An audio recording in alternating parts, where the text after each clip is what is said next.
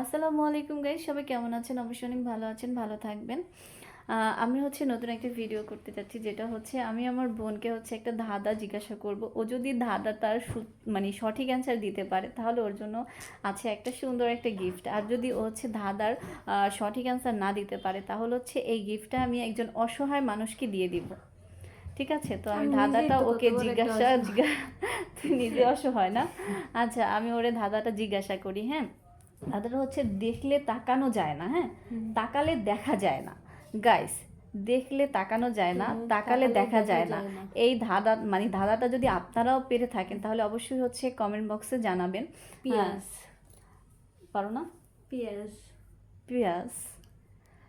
আচ্ছা, ও বলতেছে পেঁয়াজ। ঠিক আছে, আপনারা অবশ্যই কিন্তু সঠিক অ্যান্সারটা জানাবেন। ঠিক আছে? দেখলে তাকানো যায় না, তাকালে তাকালে দেখা যায় দেখা না। যায় না। ও জিনিসটা না, কি সরি, হতে পারে? পিয়াজ হইব না। আচ্ছা, এখনো তুই পারতেছিস না।